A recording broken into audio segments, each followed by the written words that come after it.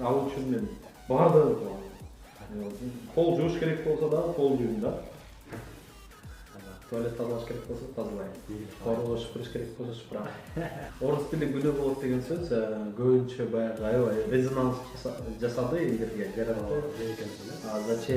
Зачем пришел в Москву депчи. Көрсө приехал болуп келди, же прилетел болуп келди. Кыргызстанда мықты Астамбек агайым бар. Ошол жерде кожого ишенип жүрөм. Покорять болобу. Мен орусча дагы эле сөйлөйм.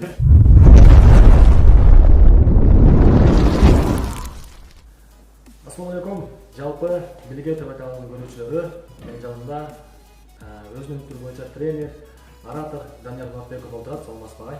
Саламатсыз, кандайсың? Жакшы, рахмат. Ассаламу алейкум. Билге ТВ каналынын катталуучулары, арыбаңыздар, бар болуңуздар. Билге ТВ биздин жакшы көргөн каналдарыбыздын бири. Рахмат. Билге деген атты сөзүбүз коюп бергенбиз. Аябай жакшы көрөм. Андыктан активдүү көрүүчүлөрдөн болуп, дагы көптөгөн катталуучуларды чогултканга өбөлбөтүп бериңиздер. Рахмат агай. Урматтуу достор, биз азыр жөнөкөй жерде отурган жокпуз. Жалпы Москванын жүзү болгон Москва Ситинин 47-чи кабатында отурган учурбуз достор. Тагыраак айтканда, ал ушул агайыбыздын офисинде. Анда эмесе биз акырындан суроолорду жаадырабыз агай. Алгачкы эле суроом, сиз ушул Москвага келгениңизге жарым жылдын жүзү болгонуна карабастан көптөгөн иликтер багындырдыңыз десек болот. Ушул жака келе жатканда максатыңыз кандай болгон? Кыргыздардын келгенин баардыгы эле максаты бир эле болуш керек. Бирок менин максатым алардан өзгөчөлөнүп, каты башкача болгон, бир өзгөчө болгон бул максат боюнча кийин бир 10-15 жылдан кийин балким жарыка чыкса керек. Вау эффект болуп негизи максаттар. Ал эми албетте көп максаттар болгон, ошолордун негизгилеринин бири бул жака келип мен өзүм Кыргызстанда баягы мындай бизнес кылыш керек, мындай аракет кылыш керек, эмне кылыш керек деп өзүм айтып жүргөн болсом, ошондо 1-2 жыл айтып жүрдүм да, анан тажап кеттим да, аябайчы. Айтып каза эткенсиң да. Андан көрө өзүм көргөз берейинчи ошону деп YouTube каналым бар, Дони Муратбеков деген. Ошол каналыма мындай челлендж кылдым жашоомдо өзүм. Эмне дедим? Мен барам дагы Москвага, мен кантип аракет кылып атканымды, кантип өнүгүп атканымдын баарын ошол YouTube каналымда көргөзүп берем. Мындай айтып эле бербей, өзүм көргөзүп берем. Кантип бизнес ачыш керек, кантип аракет кылыш керек, кантип ийгиликтерди багындырыш керек экенин жашоом менен элдерге бир мисал катарында баарына көргөзмө жасайм деп ошентип келип азыр ошол аракетибиздебиз. Эң сонун, сиз бул жакка келгенде эң эле популярдуу болгон нерсе бул жанагы биздин видеобуз бар. Ютубта 300 миңден ашык көрүүчүгө ээ болду. Орус тилин билбесең күнөө болот дегенчи. Ошол сөз каяктан келип чыкты? Мисалы, бул жакка келип орус тилинде жакшы түшүнүп алган кыргыздарды көрүп ошол сөздү айттыңызбы деген суроо да менечи. Орус тили күнөө болот деген сөз көбүнчө баягы аябай резонанс жасады элдерге жаратты. Кандай десе баягы Ахмат каякта күнөө, шарият кандай жок, айнып калган жинди деген сыяктуу комментарийлер аябай көп келди да. Бирок ошол видеороликте мен ошол сөздүн өзүн карасаңар мындай жакшылап болупчу адамдардын. Ал жакта башкача түшүнүк бар да. Негизи өзү шариятта күнөө деген бул шарият термини ооба. Бирок биз жашообузда колдонобуз да. Ошол сөздө мындай деп айтылган да. Эгерде сен ийгиликке жеткиң келсе, Кыргызстанда ийгиликке жеткиң келсе, анда орус тилин билбөө сага күнөө деп айтылган сөз бар да. Демек, бул мааниси башка жакта жатат. Ким ийгиликке жеткиси келсе, ким мындайча айтканда Кыргызстанда же Москвада ийгилик жараткысы келсе, анда ал орус тилин билүүгө милдеттүү. Ага билбөө, ким ийгиликке умтулса, ага орус тилин билбөө күнөө болуп эсептелет. Жөнөкөй адамдар үчүн, мындай эле жүргөндөр үчүн күнөө эмес, ооба. Шариятта жок, Куранда эч ким антип айтпайт ал жерде. Болгону ошол сөздө бар. Ким ийгиликке жеткиси келсе, орус тилин билиш ага билет. Канча дагы бул видеоңуз жакшы чыкты, себебинде азыр ошол сиздин орус тилинен атайын курстарыңыз бар, ара тилин курсуңуз бар. Ошол курстар жөнүндө айтып кетсеңиз. Москвага келип, өзүм байкадым, өзүм да орус тилин билбей келгем. Москвага келгенде аябай начар, биринчи видеону көрсөңөр болот. Эме деп келгени деп погрузкасында жүрөт го. что не экенсиң да? Зачем пришел в Москву, да? Көрсе, приехал Воткинда, прилетел в Воткинда. Я пришел Кыргызстандан бери Москвага жөө келгенде айттым да, пришел депчи. Ошол биринчи видеороликтерден байкалат, орусча начар болуп келген аябай. Анан келип ар кайсы жумуштарда иштеп, мисалы стройкада жүрдүк, курьер болуп, башка ушундай чоң рабочий болуп жүрдүк. Келип, бирок ошол жакка иштегендердин баары кыргыздар да, түбү эле кыргыздар да, кара жумушта иштеген баары кыргыздар. Мен бир ай ичинде орус тилин үйрөнгөнгө аракет кылып, аудиокитептерди угуп, орустар менен сүйлөшкөнгө аракет кылып, ошентип орус тилинде жакшы укканга аракет кылдым. Анан жакшы жумуштарга киргенге аракет кылдым да. Анын баардыгы видеодо бар, баарын көрүп жатам. Beeline компаниясында иштедим, мисалы сатуучу болуп, Москва Show деген чоң компания бар, ошол жакта менеджер по продажам болуп кирдим. Дагы ошол сыяктуу жумуштарда жүрдүм көп эле. Анан муну менен эмне айткым келет, бирок мен ошол жакта иштегенде ошондой чоң, мисалы Beeline компаниясы чоң компания, ошондой чоң жумуштарда иштегенде аякта кыргыздар жок да, иштебейт да көпчү, такыр жок да. Кыргыздар каякта иштейт? Жалаң эле, повар, ашсанып терпейт, ашсанып жакшы болду. Ошондой жумуштарда иштейт да. Анан мен ошол максатта жөн эле мен өзүм иштеген, кыйратып аякта жылдап иштеген жокмун. Көргөзүп келди да, мен аякта иштесе болот. Орус тилди үйрөнүп алып алып, ошондой жумуштарга кирип, жакшы менен иштесе болот. Демек ошондо сиз иш жүзүндө көргөзүңүз келсе болот. Ооба, көргөзүп атам, дагы эле көргөзүп берем дагы. Ошончо каналыма жазылып, катталып, Анан дагы көргөзүп берем. Сиз ушундай чоң жеңиш, чоң жеңиш. Ошол Москва деген офис алып калдыңыз да. Мисалы азыр учурда сиздин курстарыңыз дал ушул жерде өтөт. Бул жерде өткөн сабак аябай сонуп, ушундай кооз эмнеде. Сабак өтүш бөлмөлөрүндө ушундай бергиме өтөтчү. Анан бул жакка кайтып келип калган ушул киши кандай ой пайда болуп келип калдыңыз? Москвага келген максаттарыбыздын бири бул Москваны багынтуу. Покорять болобу. Мен орусча дагы эле жакшы.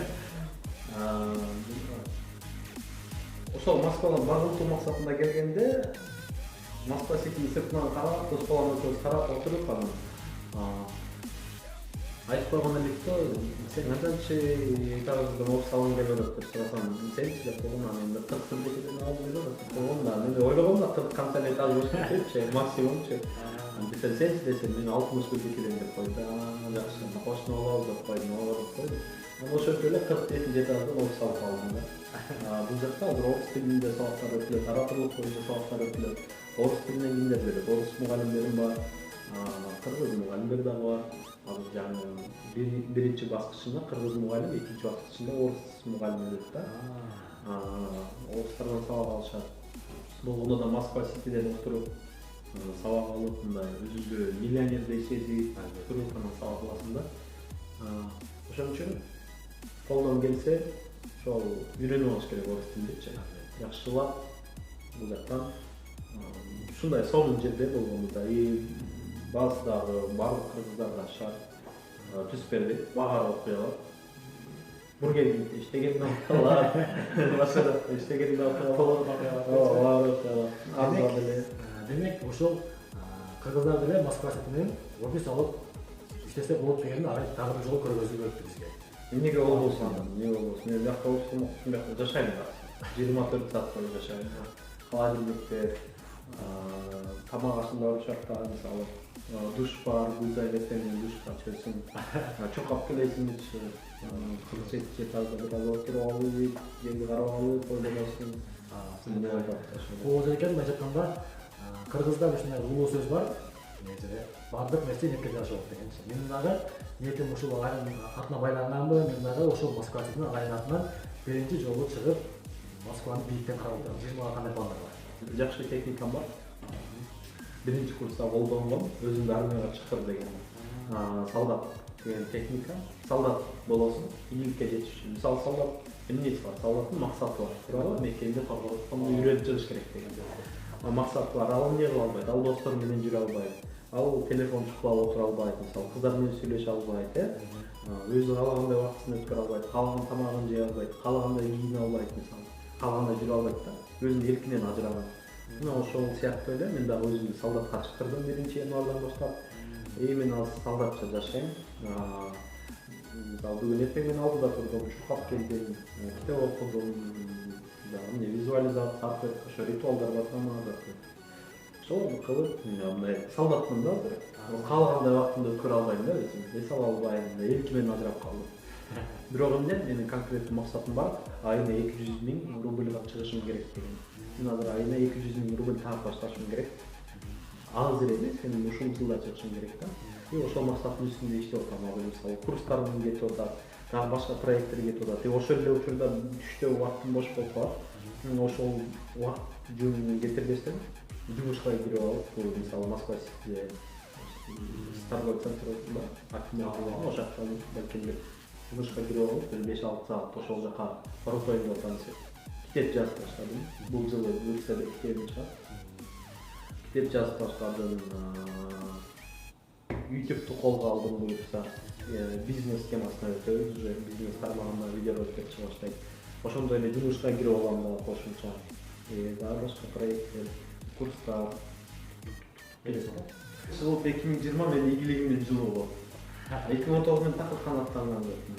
Албетте жакшы эле, бирок Мен ойлойм аябай сонун болду деп сөйлөгөндө, ошондой Москва шаарына биринчи жолу келип, чоочун келип эле 100дөн ашык окуучуну окуп чыгардыңыз, биз сыяктуу ораторлорду чыгардыңыз.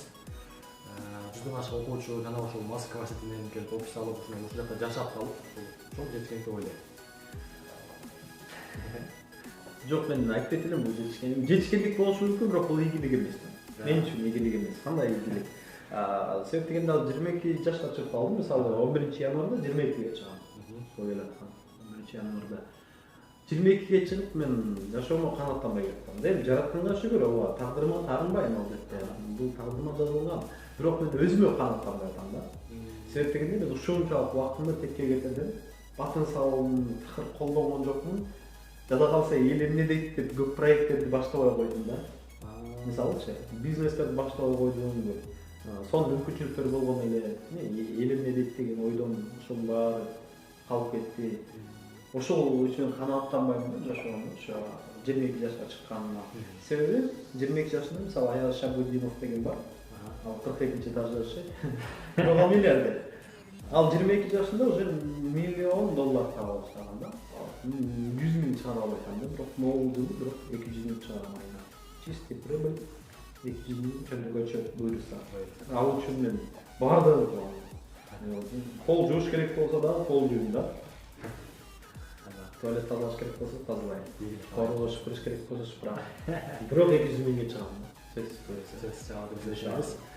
Анан Нурмат агай, биз ушул соц тармактарда, YouTube'дан комментариялардан бизге жазып атасыз, Кыргызстандагы окуучуларыбыз. Биз ага салам жолдойбуз, сагынып салган деп. Эми ушул Москваны өнүктүрүп жүргөзүп Кыргызстанга качан барасыз? Кыргызстанда мыкты Астанбек агайым бар. Ошол жерде кошого ишенип жүрөм. Агайым өнүктүрөбүз. Жакшы көргөн агайымды жакшы көрөм. Мыкты агай. Менин максатым ал бирөөлөрдү өнүктүрүш эмес да. Чын айтайынбы? Азыр мен өзүмдү өнүктүрүш керек экенин түшүндүм да. Мисалы 2 жыл башкаларды өнүктүргөнгө аракет кылдым. 2 жыл сабак бердим. 200дөн ашык окуучу чыгардым. Алдыңкыларынан силер мыкты блогер болуп чыктыңар, мисалы. Кээ бирөөлөр айлыктары жакшырды, кээ бирөө мисалы сетевой маркетингден жакшы айлыкка чыгышты. Биз берген өнөрлөрдү үйрөнүп, мисалы эл алдында сүйлөчү берсилиги, башка айлыктар көбөйдү да, 20 000 80 000 чыккандар болду да. Ата-энелери менен жакшы мамиледе болушту, кээ бирөө. Ошо башкалар өнүгүшүнө албетте өбөлгө түзүп бердик. Бул дагы ийгилик. Чынында бул эң жакшы ийгилик да. Бирок мен азыр ушуну түшүндүм. Азыр мен өзүмө фокус коюшум керек экен. Азыр мен өзүмдү өнүктүрүшүм керек экен. Мен өзүмдү өнүктүрүп алып, баягы муктаждыктардын баары чечилип калган даражага жеткенде мен өзүмдү өнүктүрөм. Анан башкаларга киришем деген ой келди да. Азыр мен 3 жыл солдатмын да. 3 жыл солдатмын. 3 жыл өзүмө инвестиция кылам. Мен 25ке чыкайын, анан киришем да башкаларды өнүктүргөнгөчү. Ага чейин сабактарды өткөм деген эмес. өнүгүшүнө да өргөтүп бере берет, YouTube каналыбыз кете берет, бизнес боюнча сабактарыбыз кете берет. Бирок азыр менин негизги фокусум ошол мен бизнестерди кылышым керек, өзүм кылышым керек болуп атат да, башкаларды кылдырыш эмес, өзүм кылышым керек болуп атат. Бирок ошол менен биргеликте эле алып кетебиз. Башкаларга да жардам берүүгө аракет кылабыз. 25-ке чыгайын, анан ага чейин уже долларга миллионер болуп калам. 3 жылдын ичинде буюрса, долларга миллионер болуп калгандан кийин анан ал бизнес өзү кете берет. И анан болгон аракетибиз жаштарга, элге инвестиция кылабыз. Анан буюрса болгон аракетимди элге жумшап, Кыргызстанга университет салам. 5-10 жылдын ичинде буюрса жакшы университет салабыз. Ал жакта бизнес боюнча сабактар болот. Жаштар 2 жылда айына 200 миң таап кала турган деңгээлге жетет буюрса, ошол жакта үйрөтөбүз, эмне сабактарды беребиз. Бизнес боюнча Instagram, мисалы YouTube, ораторлук, орус тил, англис тил жашоого азыркы заманда эмне илим керек болсо, кайсы билим керек болсо, мына ушуну үйрөнүп жатат да, аларчы. Ушундай университет болот. Ошол жакта жатышат, ошол жакта тамак ичет, ошол жакта окушат, ошол жакта бизнестерин кылышат.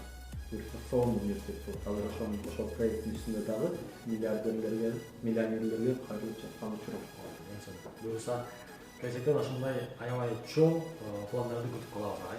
Анан дагы достор, биз интервьюбузду дал ушул жерден чегит койбойбуз, бирок кыскача убакытка тыгылуу жасайбыз. Анткени силер калган суроолорду комменттер жасаңыздар, биз ошол суроолордон курап кийинки интервьюну жасайбыз достор. Ал эми агайыбызга келип калайбыз, анткени бизге ошончолук убактысын бөлүп, атайын ушул өзүнүн офисине Москва Ситине конокко чакырып бизди коноктоду. Анан дагы сизге видеобуздун аягында эркин микрофон. Эркин микрофон. Рахмат. Билиге каналынын катталуучулары, көрүүчүлөрү, силердин баарыңарга ийгилик каалайм. Бирок ийгилик каалардан мурун сөзсүз ийгиликсиздик каалайм. Себеп дегенде ийгиликсиздик бул ийгилик алып бара турган эң негизги жол болуп эсептелет. Сөзсүз ийгиликсиздиктерди басып өтүш керек. Бул аябай маанилүү, бул зарыл. Ошондуктан силер ийгиликсиз болуңуздар азыр көбүнчө. Анан буюрса акыбетти сол ийгилик менен аяктайт.